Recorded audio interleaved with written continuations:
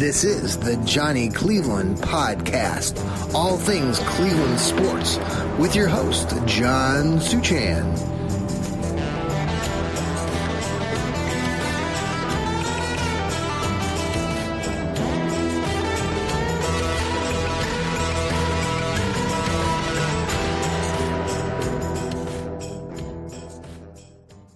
Hey, and good evening. Welcome to the Johnny Cleveland Podcast. I'm your host, John Suchan, or Johnny Cleveland, here on the Fanatical L's Network, part of Fans First Sports Network. Good evening to you on a Sunday night. Maybe you have been following the NCAA tournaments this past few days. It's been a busy few days with basketball on the men and the women's side of things. Lots of variety of tournaments, not just the NCAA tournament, but we've got on the women's side, you got the WNIT, the WBINT, the DBY, all that stuff. And it's hard to keep track of all these variety of tournaments, and not to forget about Division II, Division III, lots of basketball being played. But we're a football Cleveland Browns podcast, and unfortunately, fortunately or unfortunately, there's not a lot of real news right now in Browns headlines. We continue to talk about what could happen in the draft, what could continue to happen in free agency, Nick Chubb. But we're still a month away, thus the title of our program tonight, A Mock Away from the NFL Draft.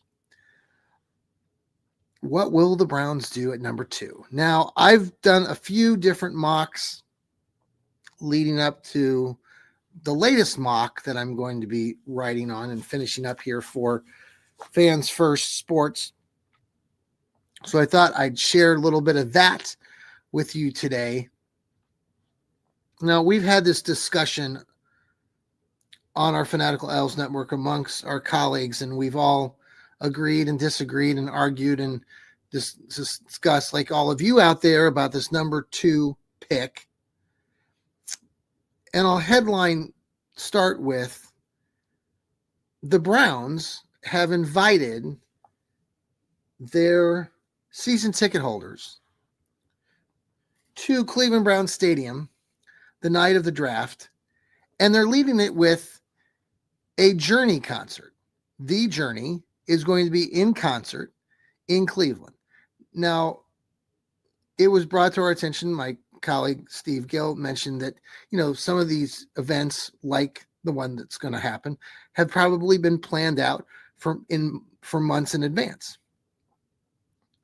I will also say that I know I listened to Steve's great podcast this morning about Dog Pound South podcast, and he also talked about how in his show that the Browns and most NFL teams have their draft boards organized, and they know what players they want to target as they enter this draft.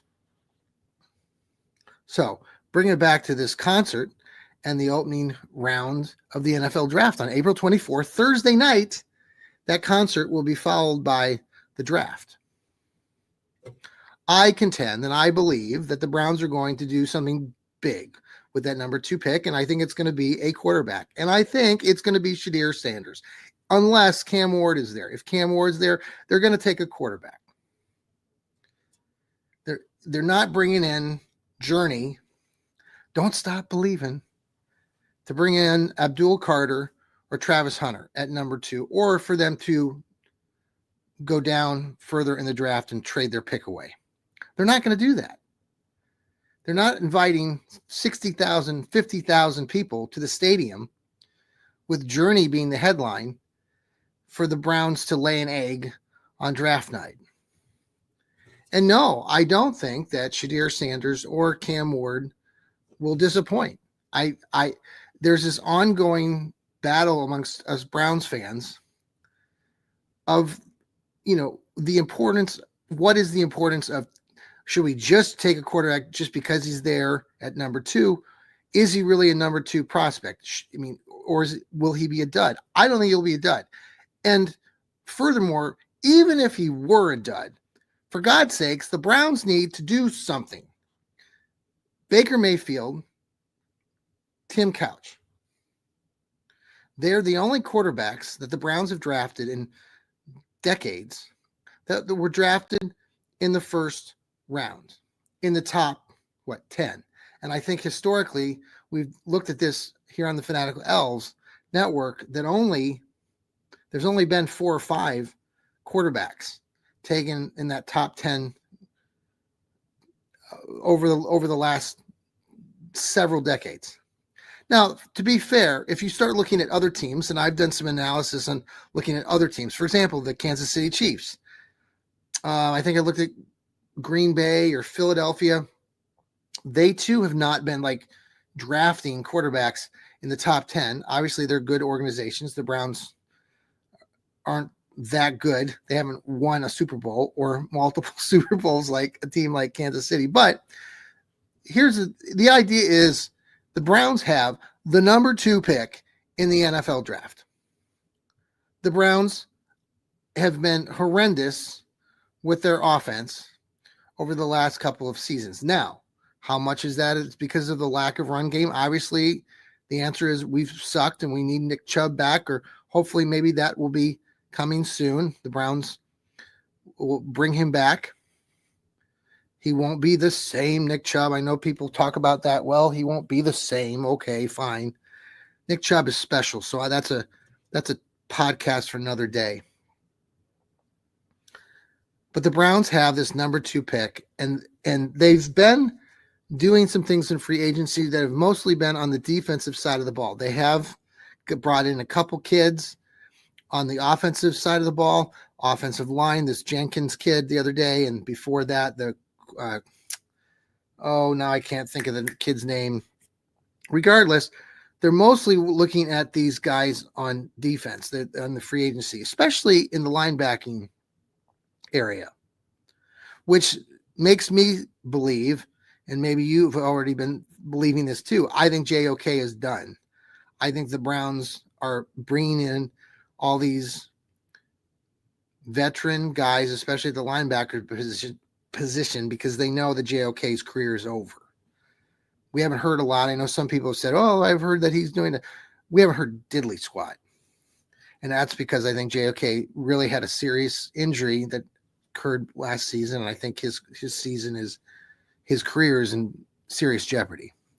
So the Browns have been really top heavy on the defensive side of the ball in free agency, which would suggest that when this draft comes along, they're going to go full tilt into the offensive side of the ball.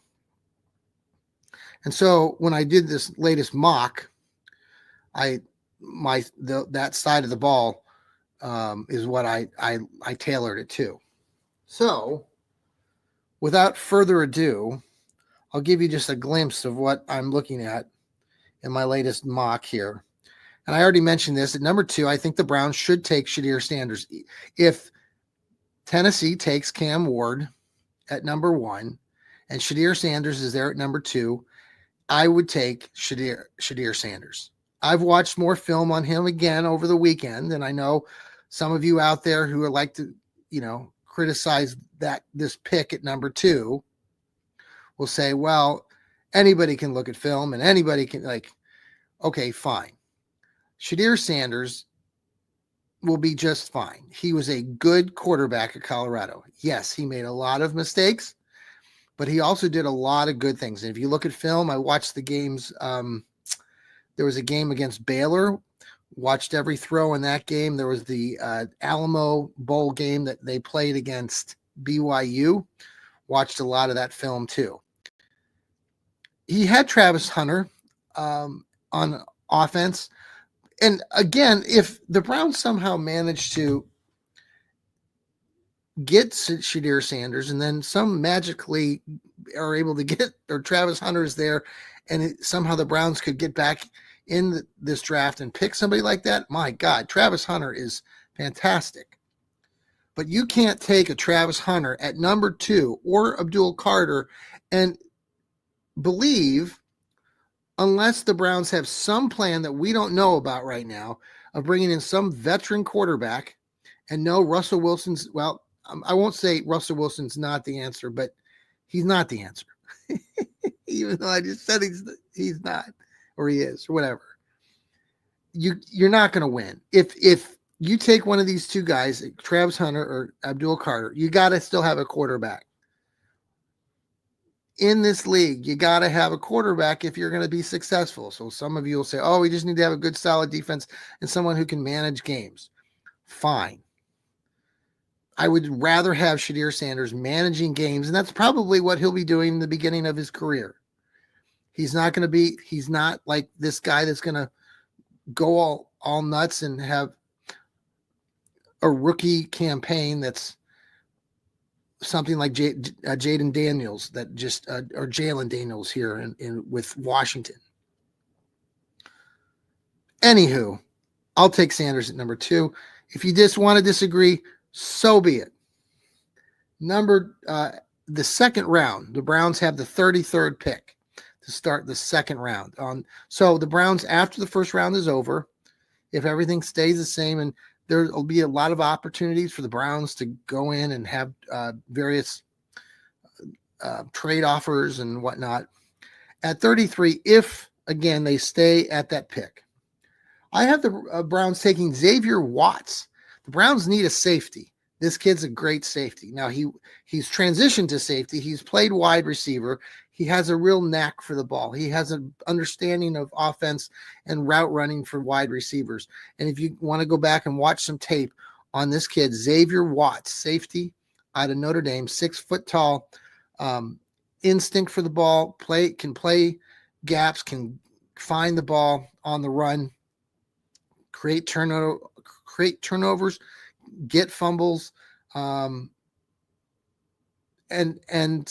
guard and defend in the secondary. And the Browns right now need someone new in that back part of the defense, and Xavier Watts could be the answer at number 33.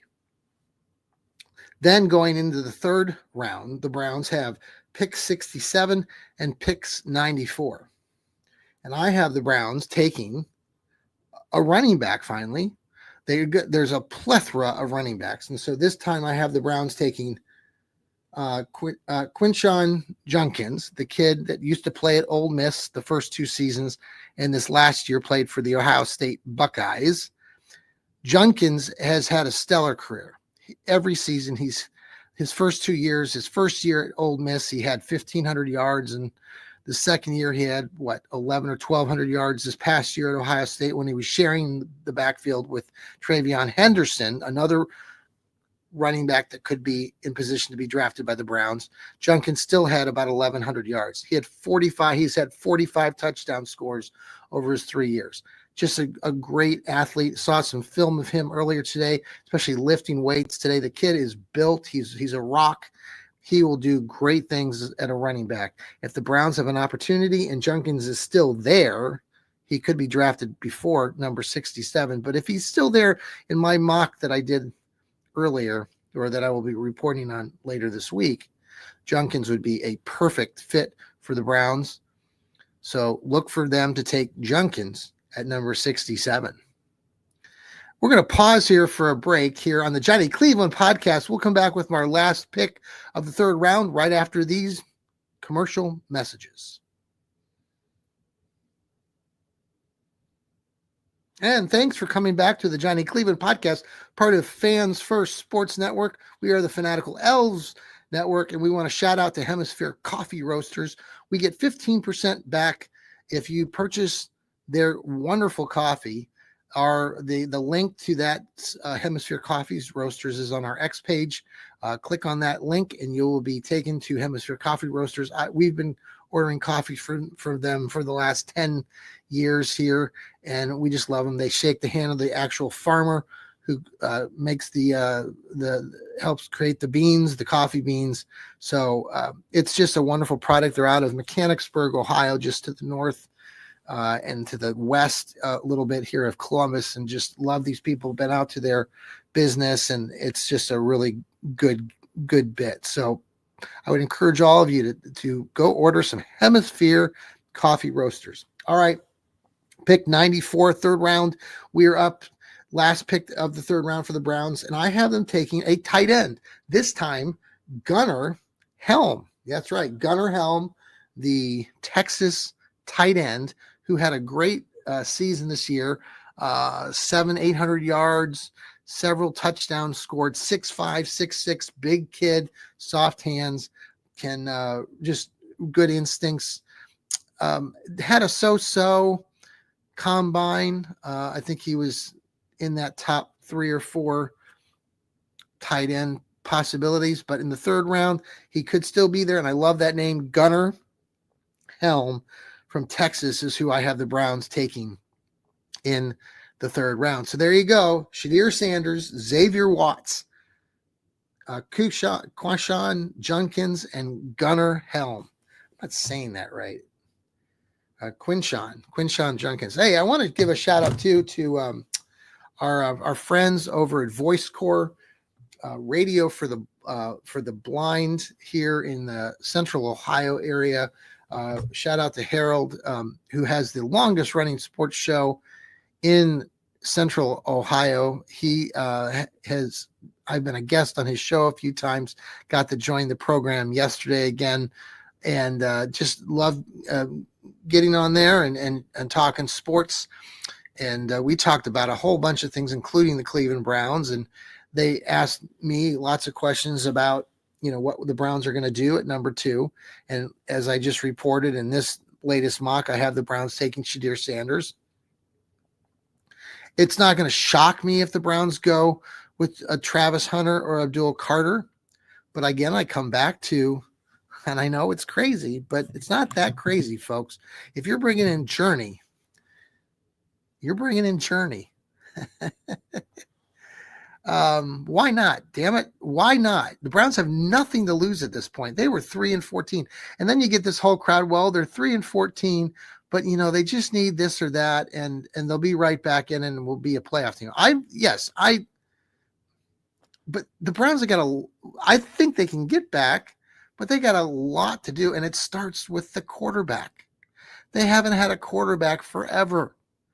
And when they did have one, Baker Mayfield, and I know he's gone, and I'm not going back and revising history, but the Browns were most successful when Baker was here. And I know what's happened since and what he went through. And I guess, of course, today he came on and he talks about his being down in the dumps and being really low and finding God and all these things that he talked about, which is great. I'm glad that Baker is in a position where he can talk about it publicly, and that's awesome. He was still pretty good back in the day, even before, a lot of things went south for him for a bit. But anyway, the point is that our Browns have struggled. And yes, the year before last, we had Joe Flacco coming off of his couch, dramatically helping the Browns win all these games at the end of the season, because quite honestly, if they didn't have Joe Flacco, they would have been in a similar position that they were this past year. And then that gets back to this whole conversation about Kevin Stefanski and Andrew Berry, because a lot of people out there who are still very supportive of these two guys and what they're doing. And I'm giving them the benefit of the doubt one last time. But man, I'm telling you right now, and I've said this all along, and I'm going to keep saying as we get into this next season, if they can't get out of their way, and this team is not successful, 6, 7, 8 games into the season, sayonara, kick them out, go home, see you later. This is enough. And Jimmy Haslam, the owners, they know it. They're going to give them opportunities. They got this new dome stadium coming up in Brook Park in 2029. But if this team is 1-5, 2-6, even 3-8 or something like that, going halfway into this season, forget it. We can't keep doing this. And everybody wants to give the benefit to these two guys. And yes, they've been to the playoffs twice, more or less thanks to Joe Flacco this last time. We'll see. We'll see what happens this season. They need to knock it out of the park with this draft. And that's why I say, for God's sake, just go for it. Take the freaking quarterback at number 2 and roll with it. If it blows up in your face, you at least rolled with it. You went with it. You know, some of you will go out and you'll say, well, it was desperate. They just took the damn quarterback. They didn't need to. They need to build this team. You're not going to win. You know, the last time the Browns have taken somebody at that high as a quarterback was Baker Mayfield back in 2018. Do it again. Just do it. I'm tired of hearing the narrative about these two guys, Ward and Shedeur Sanders. A lot of people say, oh, they wouldn't be in the top 20 if this was a good quarterback class. For God's sake, stop talking about a good quarterback class or not. And the best part is everyone is talking about how there's so many running backs. And I've even said that there's so many running backs in this draft. But you know what? You know, everyone's expecting all these running backs to have stellar NFL careers. And 10 years from now, we're probably going to go look back and no one will remember that we talked about this being a top-heavy draft in running backs. And it'll be the polar opposite. And 10 years from now, those of you who are all stubborn and you're saying things like, you know, these two quarterbacks aren't going to be worth crap, and I know some of you don't like to hear this, but you're talking about Shedeur Sanders, who is the son of, yeah, that's right, Deion Sanders, who has a name that's in the NFL, that's in the history books of the NFL, and that does matter. If he lays an egg, his son lays an egg, so be it. Let him lay an egg. And if it's with the Cleveland Browns, so be it. The put downs, the jokes, the harassment, all that stuff that happens as a Cleveland Browns fan will continue, but we will still march on because we're Browns fans. So that's the key, folks. You got to keep going forward. But the Browns have nothing to lose. That's where I'm at in my thought right now. And we're still 4 weeks away, and we still don't know what's going on with the Browns offensively with some of these players in free agency, such as Nick Chubb. You know, we've talked about how getting Nick Chubb back would not be the best business decision, but it's Nick Chubb. He's 400 yards away from overtaking Leroy Kelly at number 2 all time in Cleveland Browns rushing history. That's kind of important. I would hope, and I've said this, that the Browns front office and their coaches pay attention to stuff like that. Maybe it doesn't win them a Super Bowl, but it certainly puts a stamp on what Nick Chubb has meant to this organization and to this community. I don't know what the holdup is outside of the fact that maybe Nick has a couple. I've heard he's got other offers. I've heard what the Bears have offered him more. And someone has mentioned Pittsburgh. If he goes to Pittsburgh, that's going to be so hard for all of us.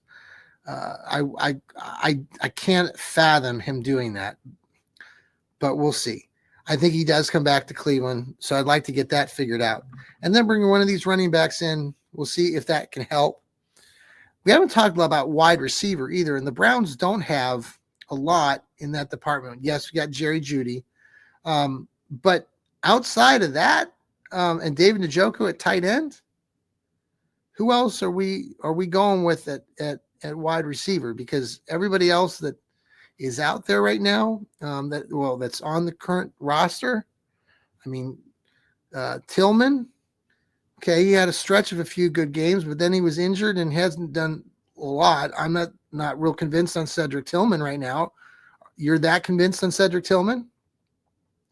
So the Browns might be looking at these wide receivers out there. There's the kid from, there's a few different players.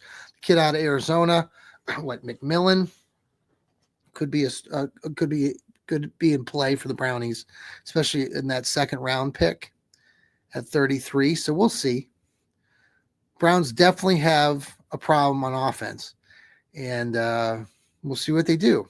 A couple other things just before we leave you today. The Cavaliers, the Cleveland Cavs, finally got back in the win column. They won 57, their 57th game today out there in Utah. They play the Utah Jazz. They had lost 4 in a row, and me included thought that the world was coming to an end. Maybe it is already, but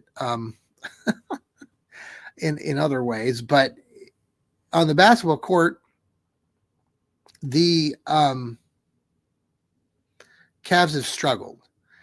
I've talked about this on this podcast. I'm not sure, but I'm not a huge fan of Ty Jerome, the sixth man. A lot of you are over the hill and excited about this Ty Jerome kid, and I've seen some great play from him, but in recent weeks, especially since the All-Star break, and I think that all of the media has got into his head. What really bothered me to start with Ty Jerome was his call out of the referees after a game in recent weeks where he complained about a couple female referees. He called them out by their names.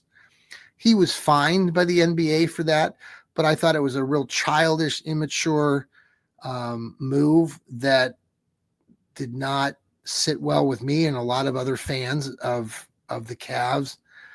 It was totally unnecessary. He knew what he was doing. I'm sure he's a smart kid, but it was a dumb move on his part. And the other part of his game that I just don't care for is that he jacks up 30-foot shots, and he doesn't see players all the time. He doesn't dish the ball as many times as he could. Yes, he does distribute the ball, and yes, he does get a few assists a game. And yes, the time that he's on the court is pretty productive.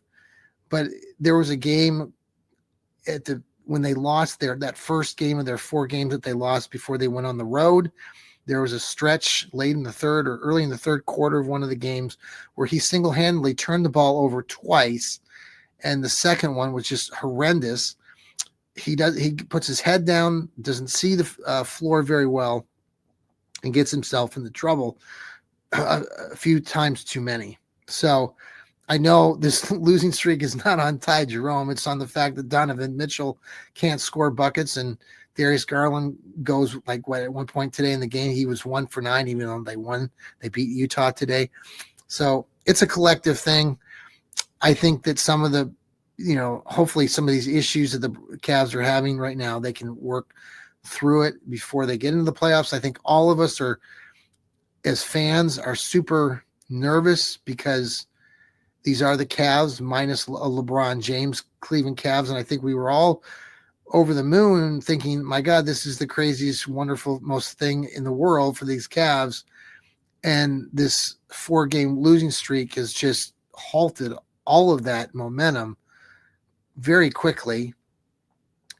All the while, the Boston Celtics, the hated evil empire, the Boston Celtics are continuing to win, and they're only 5 games back. So there is that possibility that the Cavs might not even be the number 1 seed going into this postseason, which a week ago seemed impossible, but it's Cleveland. So we'll see how it all plays out. But right now, the Cavs got their legs under them a little bit more this time, and they got the win. I think they have 1 more game on the road, and then they come back. I think they play Portland, or maybe 2 more, and then they'll be back to Cleveland. But it's a long season, 82 games, NBA season. They don't have the finals until June. It just goes on and on. But congratulations to the Cavs. At least I did hear today that they secured at least the number 2 seed, which is great, which means they've also guaranteed themselves the first 2 rounds as the home team. So they will have an advantage with that. Any other news going on? I did want to just give a shout out. I've had an opportunity to work for Northeast Ohio Sports Insiders, great group of writers. That includes folks like Mark Munch Bishop and Natalie, who runs the show, and Bill. I got the chance to get credentialed last weekend when the MAC tournament was happening up in Cleveland. And some of you know that I follow women's basketball quite a bit, especially since my daughter, Mariah, used to play for Buffalo Bulls, and Buffalo's in the MAC, and Buffalo and Ball State and Toledo and Kent State were some of the top teams that made it to the MAC tournament last week. So I got to cover those games and wrote about them and had an opportunity to talk to the great coaches there in the MAC, from Toledo's coach, who's new this past year, Jeannie Bogus, and then Brady Sally, the coach at Ball State, and then Becky Burke, who's up there at Buffalo. Had an opportunity to interview them, and the payoff was got to watch the championship game in person up there at Rocket Mortgage Fieldhouse, or Rocket Arena now they call it, and got the credentialed pass, which is awesome. When they give you that credential pass, man, you can go anywhere you want at Rocket Arena. It was crazy. I've been to that Rocket Arena many times before, and if you're just you're a fan, security or whomever, ushers, they stop you like a hawk and like, where are you going? What are you doing? But you put that credential pass on, and man, you can roam, you can go anywhere you want. It was pretty cool. I felt like a kid at a candy store for the first time. And I've always loved that part of sports and writing, and just enjoy being able to do it now. And to do this podcasting is always a big treat. We make mega bucks here with the podcasting, but we all love talking sports and writing about sports. Many of our colleagues here at the Fanatical Elves and Fans First Sports do write articles. I know Lou Marconi writes, Steve Gill does some articles. So make sure you're reading their great stuff. And we'll be having a show tomorrow night, Stirring the Pot, with Lou Marconi and myself tomorrow night, 9:15. So make sure to tune into that. If you've missed it, Steve Gill had his show, Dog Pound South show, that came out earlier today. The best doggone podcast in the land, with Ethan Greenberg and Heather, was just on this afternoon, and it's out on Apple and on Spotify, anywhere you catch your podcast. So tune into those shows as well. Again, we'll have our show tomorrow night. Later this week, we'll have the Browns Blitz with Rod Bloom, a great colleague of ours. Sam the Man will be doing his Browns breakdowns. I did want to give a shout out to Jarrell, who does his dog food radio. I'm wearing his part of his apparel that he sells. Got Brownie the Elf here, and then Jim Brown right here. So great stuff. Look his apparel store up at Dog Food. I think it's dogfood.com maybe. So check him out. He'll have a show coming up, and a few other shows along the way. Going Nuclear with Ethan Greenberg will be coming out too later this week. So he gets some great guests on his show. Just love that. So the other thing, just to reiterate, we mentioned this already many times, but the draft is April 24th. We will be bringing you coverage on the draft, the day of the draft, all the draft moves by the Browns that week. I'll be up at the stadium at the Journey concert and the first round of the draft. So looking forward to that, but we'll bring you all the latest. Maybe we'll bring live accounts while we're there. So don't stop believing. All right, folks, take care. Hope you enjoyed the show tonight. We look forward to you again very soon. Don't forget, keep smiling.